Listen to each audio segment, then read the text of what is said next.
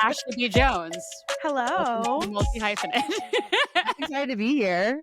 Cut you off You're good. with joy. I cut you off with joy. I was too excited. I am laughing because the other night we were texting about you trying to figure out what your multi-hyphenate was, and you came to Mirrorball-Destiny-Curator, which was just incredible, and I need to ask how you got to that and what that means. Great question. I had a mild existential crisis trying to fill out that word, being like, who am I? How do I desire to be perceived? Which is always something that I'm thinking about. And I am currently obsessed with mirror balls. If you don't know what a mirror ball is, the OG word for a disco ball. So it's a ball covered in mirrors that when you shine light onto it, it like fractures around the space. And so much of what I feel like I do in my work is giving different lenses and angles, different mirrors to shine some new part of you. And I feel like there's like a million different parts of me, million different ways to shine. And also I'm like, personally in my life right now trying to have a nice time. So mirror ball feels like both spiritually deep and also like party, Oh, which is party kind of what I vibes. was going for. um, I know you also you have one of my favorite newsletters, which is called Kaleidoscope, which also has that like light rainbow vibe, where you identify as the modern day Miss Frizzle, which I just think is such an epic self-description. to be fair, a client actually told me that we went on. So I am an Love it. intuitive guide and I take individuals through one-on-one coaching experiences, group Mhm. programs, and readings into like different places, different Yeah. spaces, whether it's literally in guided meditation to see some new version of you or see some old version of you, or to go to some other fun places like the Akashic Records, which we can get into what that is a little later. Yep. Also, how I did this reading for you. And one of my clients was like, "You're like the spiritual Miss Frizzle." And I was like, I'm co-opting that. I was obsessed with Magic School Bus. Also, a Magic School Bus. We're going on a fun ride to like look at how life works. I'm so here for that. So Love it. Okay, so I want to give some context here. So Ashley and I have known each other for God, what is it, like 4 years now or something like that? We both took the same class that I often describe as like an energy healing intensive thing. So, what I want to preface today is we're definitely going into some woo topics. So, if that's not for you, great. Maybe this episode isn't for you, be on your way. But if you're a little bit curious, we will be doing a reading that Ashley did for me, as well as at the end, going into a reading that Ashley is doing for the multi hyphenate community. So, if there's any part of you that's like, well, I'm totally not into this, but like maybe I want to know what it is. You can skip to the end and listen to that and see if like any of it hits or not. So Ashley and I met through this class and we connected when I moved to Denver and then ended up opening a space together called Jupiter House that was like, I don't know, like 7 or 8 of us who all kind of self-identified as witches being like, what if we all just kind of had a co-working space together and hung out? And it was amazing. And then in my obviously many nomadic journeys, Ashley, you have just been an awesome friend who has stayed with me on my windy path. Let's go. and I just wave hello from all the places you go. I'm like, where are you going? Okay, wonderful. Have fun. And I also want to say to anyone that's like maybe not super into like the spiritual or is skeptical, I am like an OG skeptic, and I had a massive spiritual awakening in the midst of getting a degree in behavioral neuroscience. So if you're like not super bought into this, know that I come from the place of like, you don't have to be bought into it to also feel like you get something out of it. You can be like deeply skeptical and feel like it's all made up. And also like, it's just like a fun thing to listen to and be like, does this inspire me? Does Yeah, it I'm always here for the people same who are that? like, fuck this is dumb. I'm like, great, awesome, let's go.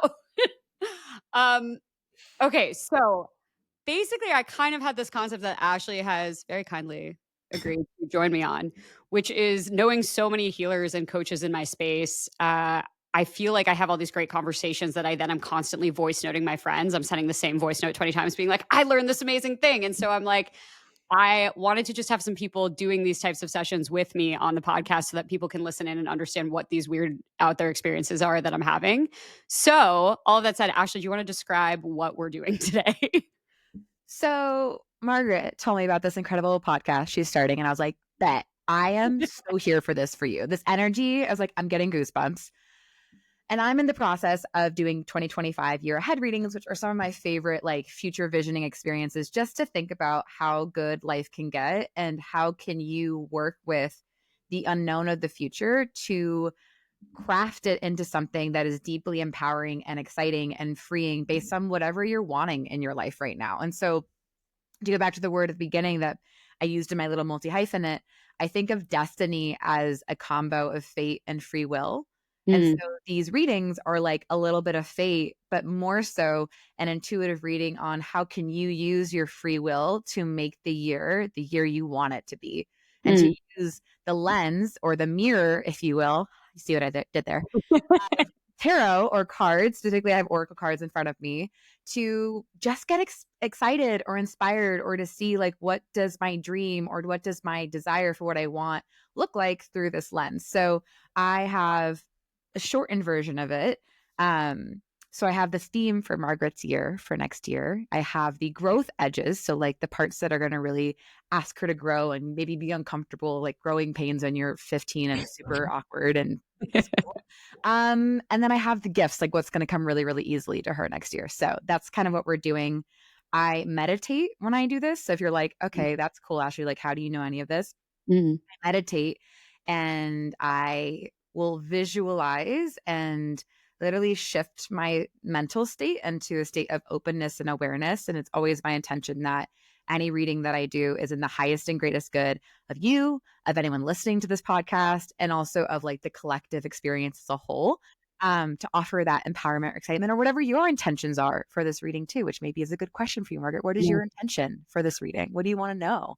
Oh, I'm so open-ended. I mean, I feel like I'm entering into I keep calling this my creative sabbatical. I'm like, I'm taking 6 months to just like, so 4 years ago I reset a little bit where I had been in a marketing career, and then I had this pause sort of forced on by the pandemic, and ended up very much shifting into this world of therapy and executive coaching, and went down this whole other rabbit hole that led me down the last 4 or 5 years now, which has been in this very deep like entrepreneurial space and entrepreneurial membership space, and event producing, and like all kinds of very different things from what the first half of my career was.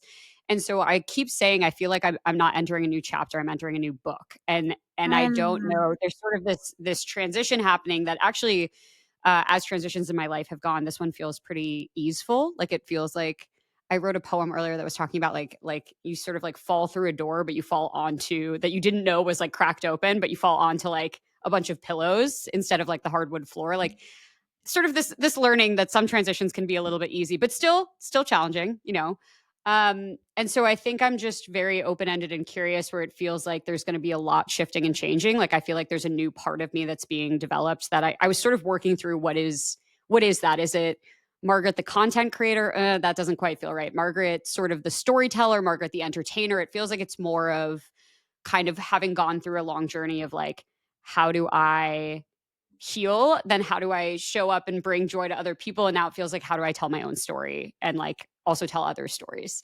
So this is sort of like themes that I'm working through. well, I'm giggling on the inside, which I always do when this happens with things where you start saying words and I'm like, peculiar that you have just said this, given what I have written down on my paper. So I take notes before I do readings, and then I looking at the cards, literally you're gonna laugh. So can I pause you to ask, for Sure. somebody who's totally new to the space, you're like, oh, I drop into meditation, but I want to go a little bit 101 quickly before we get into this.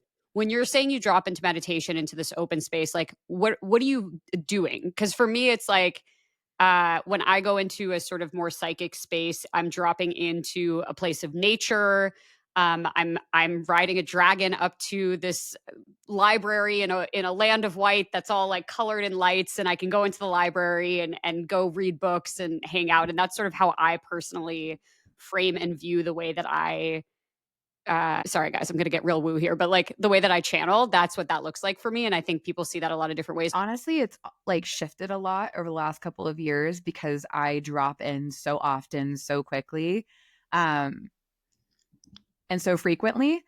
And what I will do is I will start to, what it feels like is shifting my awareness and my intention into my body and to my heart. Because before you ever, and when you say the word channeling, what Mhm. that means, and this is what I see any creative act. And if you're like, that sounds like a Rick Rubin book, it is. He talks about the act of creating art as a literal spiritual process of letting something move through you, of Yeah. working with something bigger and being not attached to the outcome because it is an act of creating. And to me, that's what like this kind of work specifically with readings is, where I drop in by closing my eyes, feeling into my roots in my body. I will imagine roots growing I've done it so often now that I just like, I'm like, they're there. Great. Right. Acknowledge, moving upwards.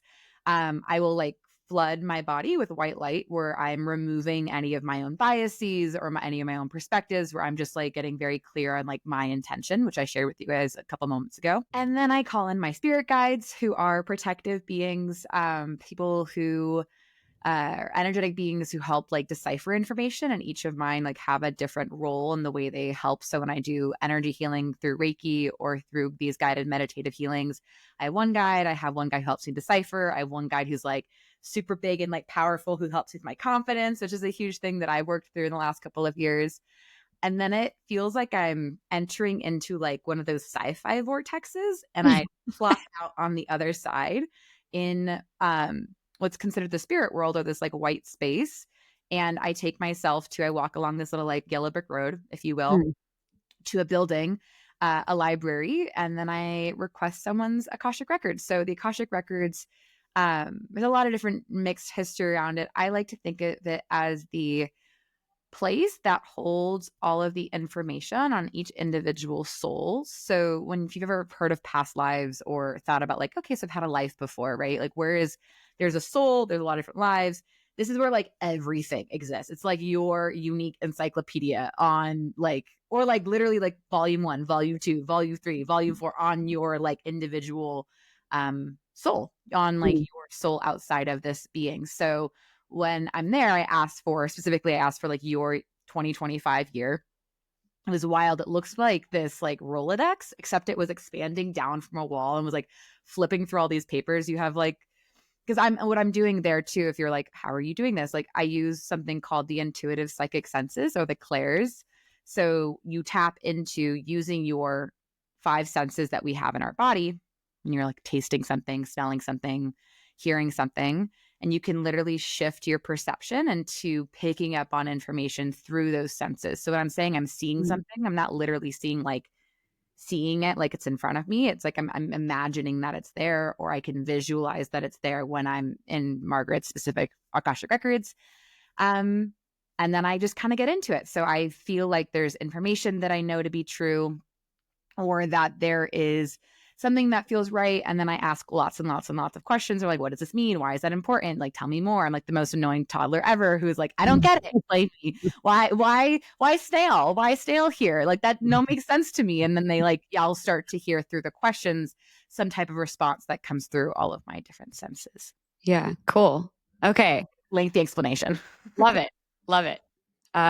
So let's get into it. If you're listening into this piece, I actually channeled this for both me and the podcast, and there's more to come specific to the community, but I think this is relevant for anyone who's stepping into more of a creative and or being seen and or their own business, like whatever it is, something that is around people stepping up into their own space. Please hear that through a lens for yourself as well. Since I'm now in Margaret's Akashic records, as you've heard me, and I did this literally an hour ago. I started doing it an hour ago, before we're recording this.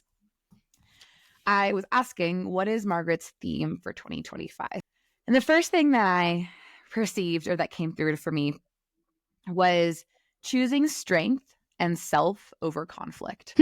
Second thing was joy as an active unfolding experience. And so much of this year for you is like you coming to life, you expressing and listening to you share about this, like, what identity am I holding? What is my act now? What is my role? What is my business? Like, even as you were just speaking now, what was coming through for me was like, you're meant to be all of it. You're meant to express in all of it. And as you specifically are navigating through these challenges of like, what is this meant to be? How is this coming to life? Allowing that to be witnessed is maybe the most powerful thing that you can do, because it in itself is a self-reclamation. So like reclaiming your desire to be seen and to shine and to be recognized and to be honored, and like you want to like be seen and like be sparkly, right? Like, and that's like so meant for you. And so many other people needing to see that from you too. And then the process of you being witnessed is important, and the process of other people experiencing that's important. So it feels so much like, again, choosing strength and self, to me, is this underlying message around you knowing and honoring what feels easy. And that when you hit moments of conflict, like, which we all do, like, welcome to being human, unfortunately, or fortunately, or however you choose to frame that. What does it mean to be strong in that moment? What does it mean to choose yourself in that moment? And sometimes it will be, I'm actually not choosing myself or my ego. I'm going to choose someone else, or I'm going to choose self-forgiveness, or I'm going to choose to remove myself, or I'm going to choose to engage. But this framework of like, when I'm in conflict and friction, what does it mean to choose strength in myself? That's amazing. I love that. And I saw you like hopping on these different stepping stones, but you were having so much fun doing it. Like you were just like sprinkles and like, now we go up, now we go up, now we go up, now we go up. And like you, again, like taking this, like it doesn't need to be conflict. Like even when you hit dead ends, even when you hit discomfort, it's like reframe. No, this is just a stepping stone. This is just a bouncing block. And the more that you can allow this potent space of that's intentionally undefined to be that, the more it's going to unfold and the easier it's going to be for you. And the more that you're just going to become, because you're going to like morph. And as you allow yourself to realize all I need to be is just me, all I need to do is just exist. And like that honestly can be the scariest thing, because it's like, who am I without a label? Who am I without a definition? Who am I without, if I strip it all back and I'm just me? There's so many different versions of you. What does it mean to be multi-hyphenate? Yeah, I've been having a lot of thoughts about this, where I've had this sort of interesting discovery in starting to this name has been sitting with me for years, and so it feels clear to me that that's the name of the show. And I've had such an interesting reaction to it, where it's like, I think I actually hate this idea of like quantifying all these different parts as separate parts, and like actually I want them all to be combined, and what does that mean? And wait, this is my show, so I can do whatever the fuck I want with it. And like, but wait, so if I want to just like sit and talk about like dating, I can do that, but I can also sit and talk about like, oh, like this is my thing to figure out here. Originally, I thought the show was going to be, let's talk about what it means to be a multi-hyphenate. And then I was like, no, that's actually not what it is. It's like, I used to run this conversation group for years called DMC, Deep Meaningful Conversations. And we started it with the idea of, we want this to be talking about talking. Like, what does it mean to have a good conversation? We did 2 sessions of that, and we were like, and we're done with this. And so it shifted 100% to be like, actually, this is going to be whatever like I'm interested in this week, and we'll see if other people show up. And they would, whether that was the topic of like friend breakups or defining the concept of home or whatever. And that worked so much better because it was led by my curiosity. So that's been sort of my covering here, is like, oh, this isn't about representing what is a multi-hyphenate. It's actually just being one and being witnessed as one. I've always separated work and personal life pretty deeply, even though it would probably externally appear that that's not the case. I think most people would assume that I'm pretty blurry. It's really not. There's like a particular 15% of my life that I like hold super close to the chest. And I'm like, no one can see this. I like keep separate, like whether that's the friends involved with like certain parts of my life or whatever. And I'm like, I think I want to break that down. Like, we get to choose how much we show up online. And I'm like, I think that's kind of my mission, is to break down some of these walls for myself that haven't necessarily created great like flows of energy for me, and like this be part of the journey. Yeah. And to what you're saying, there is this deeper sense for you about realizing what it means for you to be in your body and to be your authentic self and to be witnessed, and to let non-linearity be a gift, and let the way in which, no, and I would say this pretty concretely, maybe some people's original idea is like their best idea, but typically when you start a business, the whole thing is like, you're just doing, and you're letting it be messy, and you're letting the idea be messy, and it's gonna evolve and move into like so many beautiful things. I had a coach recently tell me to write or to speak from scars, not scabs or open wounds, which I thought was very interesting. And it feels like for you, there's this scarring over of speaking and witnessing. So even if you're like, again, holding those pieces that are close to yourself close, because like I'm like that. I think every person's like that. Like nobody needs to know anyone else's business. Like there's moments where you're like, I don't know if another person needs a podcast. Not just, I want your podcast to be clear, but I'm like, do we need to know about you like cheating on your husband? Like I don't know. Yeah. There's lines. There's always lines. Right. Or is it like the way that you're sharing about it? Yeah. And I Totally. think for you, what feels like this is like you sharing from the scar of speaking and of Mm, being seen. So even if you are sharing from things that still feel like open wounds, and if you are sharing about things that feel like you're like, that's still real crunchy, that's still comfortable, the lens of you bringing it into like, but I yeah. feel comfortable speaking and honoring my boundaries. I Yeah. feel comfortable honoring choosing my strength and myself over Mm, being in conflict with myself in this moment. And right. so by choosing myself and my strength, I know what I want to share and I don't want to share. And it Mhm. feels like that like widens open into like dating for you, and it widens open to friends, and like the ease of all of these things starting to land and just happen in your life because you let them also be effortless and you let the experience unfold. And it's funny because the next thing that I heard and wrote down was joy and potency and transparency, trusting how it all is unfolding naturally. And it feels like this is meant to be like a reminder. So when we, as we all do, and as like as myself as an entrepreneur as well, like have the like, monthly existential crisis of like, does any of this mean anything? Is it of purpose? Does anyone care? Like, does this impact? Like, does it matter? Like, what if it's just like a thing? Like, is this moving the needle? Like, when those, intentional, as I hear you laughing on the scenes, Like we all relate to this right? so much. Like, I mean, we were friends when I was in sort of running my own business, but we all would just suffer together every week and be like, "What are we doing?" But also, I feel like I'm supposed to be doing this, but also, what is happening?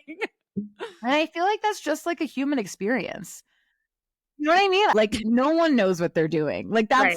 and if you someone Well, says they have 100% sure what they're doing, you're like, do you know I guess anything? Because they're aliens in the I'm gonna ocean, okay? stop sidetracking us, but my last comment here is I've been laughing so much about thinking about this idea of like the call to start a business is such a weird thing, but it's so odd to me because I'm like, it feels like the entrepreneurial path is very much a calling. I mean, you have to be balls crazy to be like, let me jump off the benefits train, the like standard paycheck, and just think that maybe I can 100% break the rules and make up something that doesn't exist that inevitably I'm going to have friction on and that it's going to be fine and I'm going to somehow figure it out and like figure out how to pay for my life probably maybe that's not a thing that makes sense to most people. So Well, like, what if you just say, I'm working on it? right. Because no business plan is ever set in stone. Like, Yeah. there's a reasons why there's quarterly meetings to revise the bylaws if you Yes. want to get real technical about it. And for you specifically, it feels like you allowing yourself to own yourself. Also own the fact that going against the grain is inherently uncomfortable. Being uncertain, people don't like that. People want the answer. People want, and people is often me too. Like, I'm also like, what do you mean there's no answer? Like, I'm not gonna take myself off that stage. But if I think for you, it's like you, by crafting this, are intentionally allowing something to birth forward, and your voice and being seen is essential to you getting to claim this next stage of you. And what feels like to me the homecoming of a lot of these dreams you've been having for as long as I've known you actually happening in your real life is all a reflection from you giving yourself permission to be yourself and what you want, which is to be seen, which is to be on camera, which is to be like perceived, which is to speak vulnerably. There's something about like taking this next step into, and when it feels like to me is like this multi-hyphenate podcast kind of being the umbrella, Yeah, a lot agreed. of things that don't necessarily make sense together slotting under there because it's also your multi-hyphenate expression.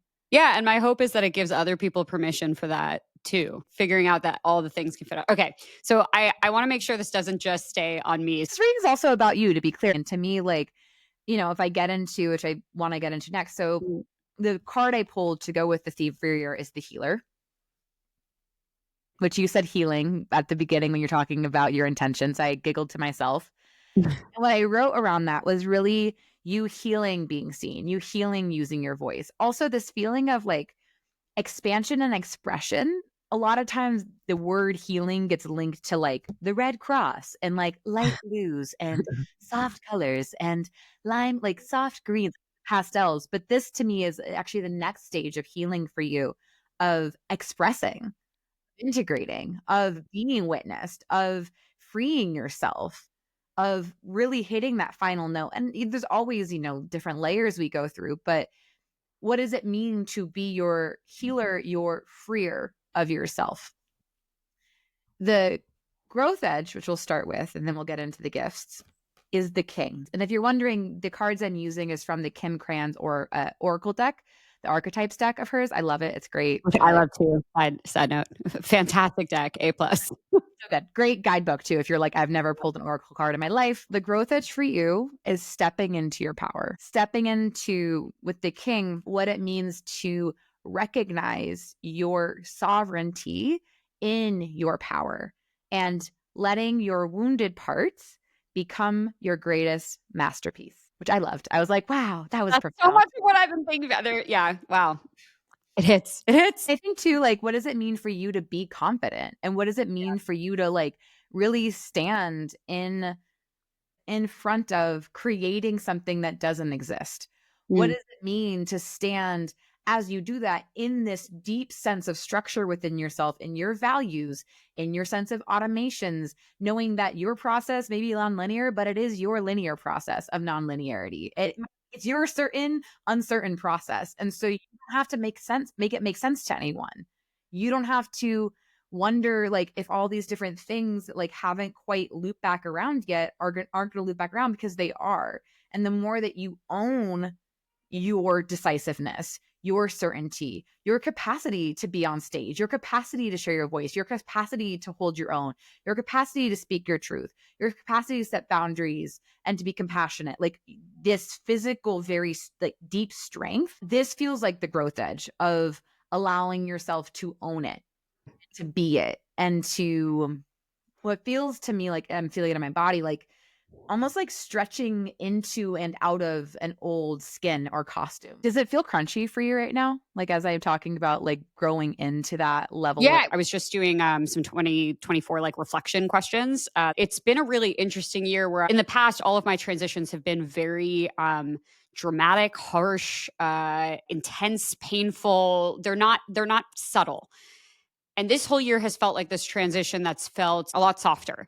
And part of that has felt like there was an experience I had in April, which I'll probably do a separate episode on. But I came out the other side and was like, ooh, I have this weird feeling. It feels like all my clothes are too small on me. Like that was like the energetic feeling I felt, was like everything feels a little bit too small. And then it sort of just sat with me for months as I came to this conclusion of like, oh, I need to move out of DC. What does that look like? Well, maybe it's still on the East Coast. No, it's I'm fighting it, but it's definitely LA. Like, fuck, I guess I'm moving across the country to LA. Like, why? I don't know. I just feel called to. I think in past years, it's felt external in, like someone giving me confidence, whether that's through a dating scenario, whether that's through getting external validation from a boss, whatever. So it's felt external. And this is the first year where I feel like something shifted and it's now in my own soil.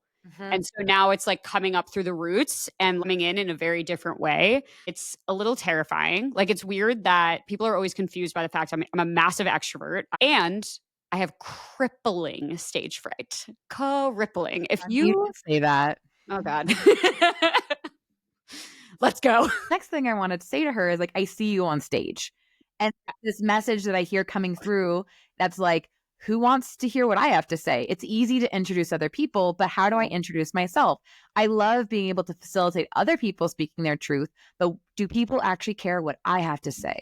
Totally. Anything of value. And like, that feels to me like that's the growth edge of like everything. What does it mean to own myself? What does it mean to get up there and know that like I have an incredibly unique perspective, vision, way of seeing this, slicing it together that is needed in this world. And it's so funny, I literally just look behind you and I see that this says send nudes behind there. It's like, what does it mean to get up on stage and feel be like, I'm naked, we're all naked, we're all uncomfortable. And what does it mean when you get up on stage and when you're interviewed on other people's podcasts and when you get big, to know that you belong there? And that imposter syndrome is also something we all go through, but the king is still the king. Like, the king can feel like an imposter, but the king is still the king. The king also still has to get up there and own it. Yeah. True. The royal blood. The word sovereignty feels really like part of the growth edge too. The easy part, the gifted part that's going to just like flow in is the shaman. So before we get in the shaman, what it means by definition, the word shaman is actually Russian, which I don't think people often know. It comes out of like Eastern, Northern Eurasia, specifically to describe the Tungus people, and a couple of different other peoples who would facilitate healing, transitions between life and death and being born, using different tools, whether it's like plants, smokes, like physical objects to facilitate an altered state of consciousness to allow some type of transformation happen. And the shaman's role, when you hear that word, typically what it's being used to say is to facilitate the moving of energy or the moving of consciousness through one plane and the next, using different modalities or physical things that bind it. And I heard for you, I was like, you are a multi-dimensional being.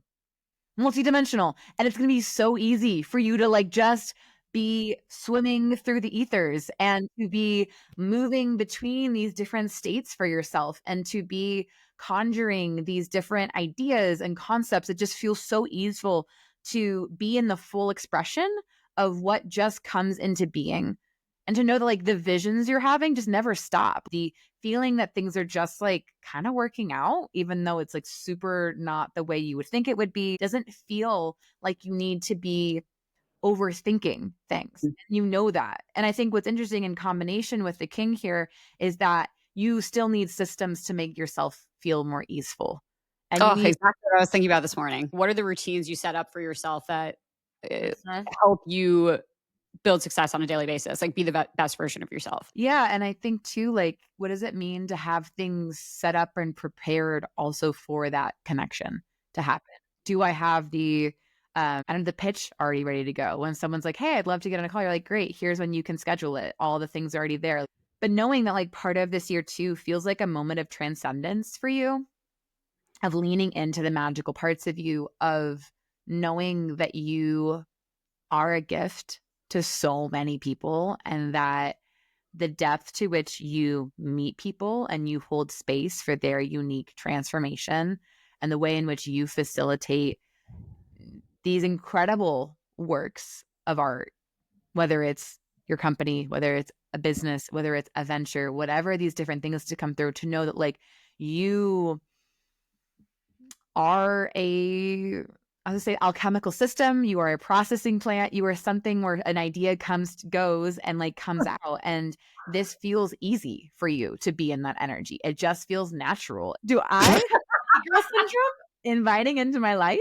Like knowing, like letting the natural world too. Like, and this is for everyone listening. I'm just going to add that again as we're going to. Also, this is also for you. Yes, and. All right. And this is for you to own in this moment. Thanks, Ashley. You're welcome. Big spirits, whoever, it's all flowing. And to also let like connections flow effortlessly. That there's going to be a lot of auspicious meetings happening throughout the year of like, where did you come from? Love that. That's interesting. Love, business, friendship, all of the above, just like popping in. And it's because you are focusing on expressing your authenticity, on letting your magic be seen. And that arguably is the most magnetic, attractive thing about anyone, is just them being themselves.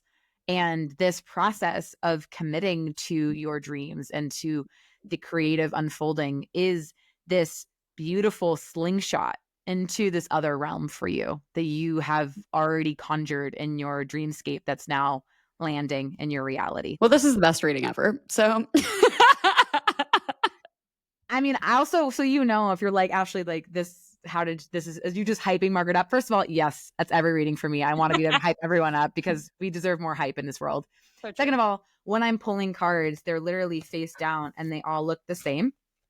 And I don't know which card I'm pulling. And I literally hover my hand over the cards like a little metal detector, like beep, beep, beep, beep, beep, beep, beep, beep, beep, beep, beep, beep, beep, beep. That's what it like feels like in my body.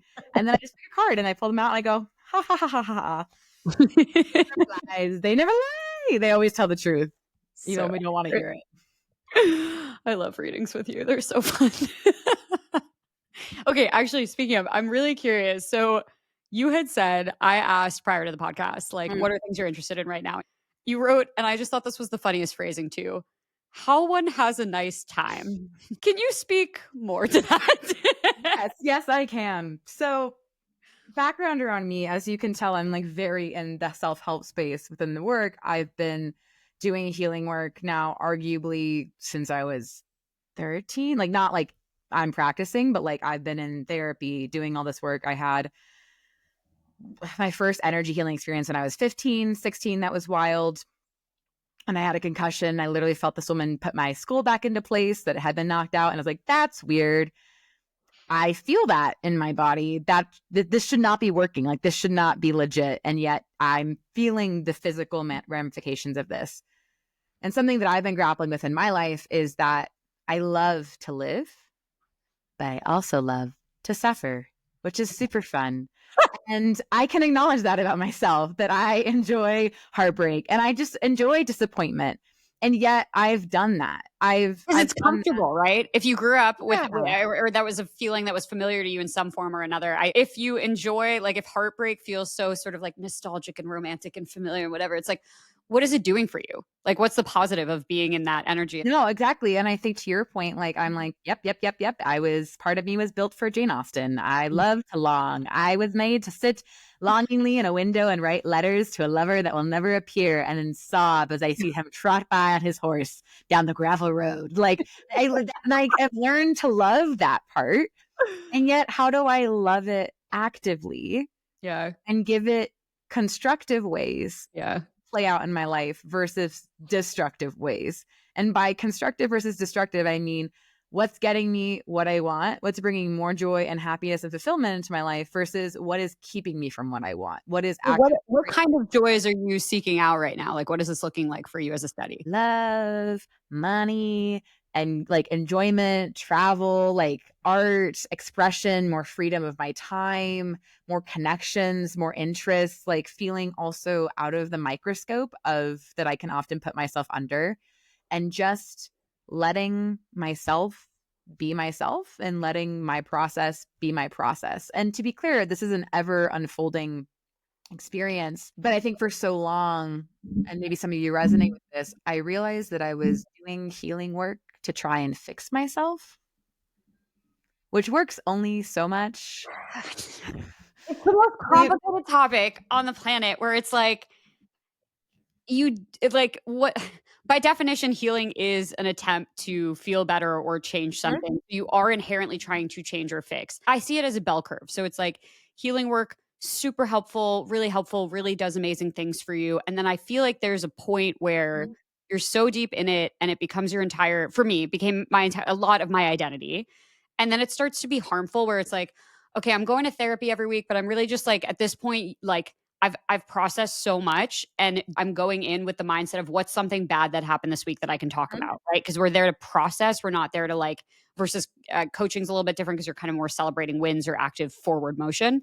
The thing that started to develop for me was like, one of my core wounds is like, oh, I'm never going to meet someone. I'm going to be alone, right? And so then the way that started to manifest was the cliche that I at this point completely disagree with of you have to love yourself before someone else loves you. Those two became interlinked for me where it was like, if I just heal to the point of perfection and I don't have a single problem left, I've healed every single thing, then this person will like appear out of the mist. And so then that became this intertwined narrative. And it was just like a shit show.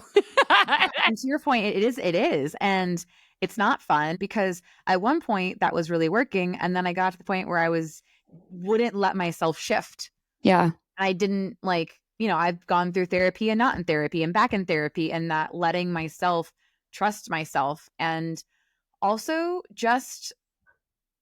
and when I say romancing, I feel like that's so overused, honestly, like romance your life, but I really mean it. Like have a cup of cacao, like put on some good music, like I don't have to sit on my desk every time I work. I can go sit on the couch. Like if I want to work on the weekends, I can work on the weekends. If I don't want to work on the weekdays, I don't have to work on the weekdays. Like letting myself be in this active process of every moment, like what would make this fun right now? What would feel liberating and good and joyful? Because I also noticed recently on walks with friends that all we did was just like talk about what's going wrong. Yeah. And I don't spend enough time talking about what's going right. Right. It's hard. I love life too. On a top of that, like we can Yeah. talk about, as really important, like things that are hard, like being vulnerable with your friends, talking about existential crises, like talking about things you're struggling with, talking about like very real, hard things that we're navigating as humans. Like we're not trying to like skirt that here, Yeah. but it's how do you also celebrate your wins? I think one of my discoveries too has been like it's really easy to talk about what's going wrong because then you can weigh in, you can ask me questions. It basically gives you a connection point to have like a deeper Sure. connection with the person you're sitting with. And when there's nothing going wrong, it's like you don't need to dissect like everything's good. Like there's nothing to dissect further there. So you're just kind of like and so I found that like activities and have fun with someone, which is such a different way of bonding and so important to not just be connected via complaining because at some point then that friendship will start to feel bad or icky. The times when I'm like just with friends I feel safe with, a little bit drunk, dancing, as you know, at one of my favorite bars that always is playing 90s or 2000s music. I feel like that's the most that I'm in flow and actually feel relaxed and chill, and then it restores my energy. Yeah. And I think too, like, to be clear, I do not have the answer on how to have a nice time because every moment that shifts for myself. Like, and I don't, Can not I sitting just here say how much I pretending. love the phrasing nice time? Not fun time. I want to have a nice Nice time. No, I do. I want to have a kind time and I want to have a nice time. Like, how do I honestly, like, I love words too. And then Mm. when we can break them apart, like, what does it mean to enjoy something? And what does it mean to be in joy? If you're enjoying something, you're fully immersed in joy. And what does it mean to allow yourself to own that? Because I do enjoy a hard cry in the shower. I also love shaking my booty at a bar. Like, Yeah, these are you do. things that I enjoy. And like, I think it's like, what does it mean for me, at least, to take the framework of like, I'm choosing this. So Yeah. how do I enjoy my life? I also feel like when the focus is there, like it's only going to expand that because you'll be looking for the opportunities to make it more joyful. So I love that for you. Okay. So this is the stuff that like I know everyone's probably waiting for. And if you skip to this part of the podcast, respect. I fully am here for it. Um, Ashley has very kindly also agreed to do a reading for the multi-hyphenate community. So one of the things that I want to be doing when I'm bringing on people in this space is also finding a way for them to do something that's immediately relevant for the community. So I am going to live do this, a reading for the first 6 months, because when I work with time, Mm. typically, and to go back to the idea of like free will, like you can hear this and change your mind. Like you can make a decision and like nothing is really set in stone. Some things are, but typically like the most set in stone things are typically not shared because to know them would be to change them, understandably, or to know them would be to suffer unnecessarily before this thing happens. And so I have asked, I love this, to read the 6 months. Because also, the farther out you get in time, the more time, same time, whereas I can say time in a sentence, time that like allows things to change. So typically it's easier to predict things when they're really close or they're like very fixed or like two people have decided that's already happening or there's enough like Yeah. momentum built to a certain point that like you've crossed the point of no return. So I'm just doing And yeah. I want to clarify too, we're recording this mid-December and this will be out early January. So what we're looking at here is January, February, March, April, May, June. So see if this hits for you. Well, first of all, the theme that came out was the Four of Wands. The wands, which represent the element of fire, which is about like inspiration, passion, excitement, drive, like what moves you. So I pulled the Four of Wands for the 6 months for all of you. And that is literally the energy of celebration, of enjoyment, of intentionally finding times to gather, to connect, to take intentional time to be in community and in spaces in which you are allowing yourself to be seen and to be honored and to be heard and to like live it up is the message that's coming through. I went to We're all trying to have a nice time. we are and the concept of memory dividends, which is creating memories that every time you get to retell the memory or talk about the memory or reflect on the memory, you get a dividend from the memory in your life, or you're like experience it like by telling the story. And so it's important in your 30s and your 20s to be like, and containing and experiencing a lot of memories and creating a lot of memories so that when you're in your 50s and 40s and 60s and 70s, you have these dividends that will like continuously repay you in the future. And so this concept of waiting to live your life is actually preventing you from getting memory dividends that you can experience right now. How this is a concept I've never heard of and is not widely spread is mind-boggling. That's such a great way of, I think, for anyone that's like in the business, capital B business or entrepreneurship space, think about like, this is a memory dividend. Like going on this journey, doing this thing is something that I'm going to get, like, regardless of what happens from this, it's going to be something that I am going to remember and get excited about and just like enjoy retelling this story later on. And so it feels like really important for all of you to be creating memories and to doing things in your life that you, however big or small, whether it's like a evening road trip, a week long like vacay you've been putting off, like intentionally carving out that time to enjoy yourself. January, I have the Nine of Pentacles, which is the culmination of the earth energy.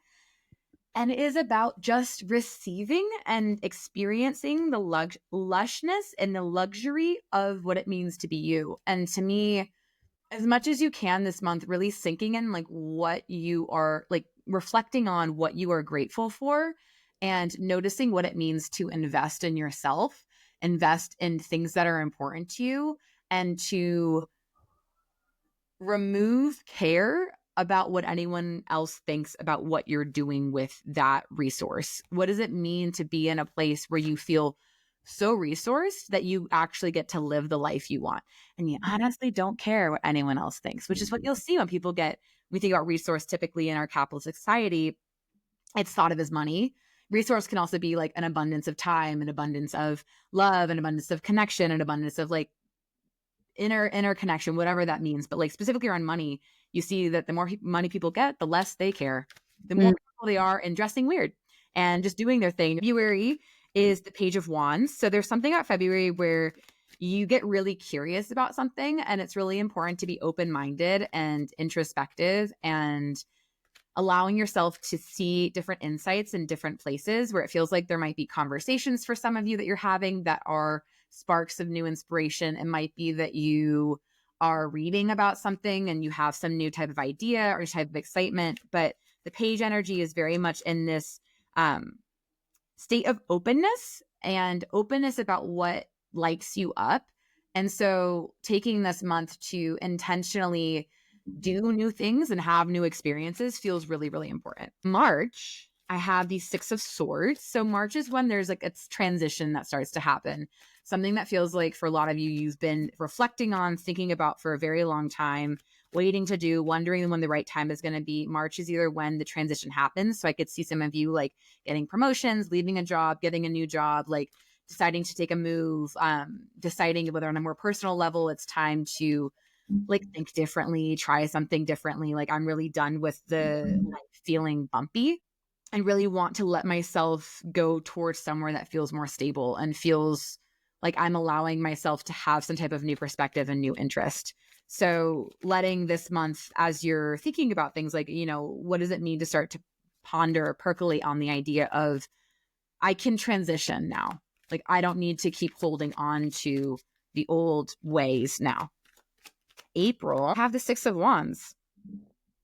If you see me making a face because you're watching this recording, it's because these are very positive cards. And it's not that we aren't like going through stuff as a collective, because it feels like 2025 is going to be a big year of going through stuff as a collective, which we're seeing already ramp up right now. But something that I have been really thinking about is the practice of joy as a state of rebellion. Same.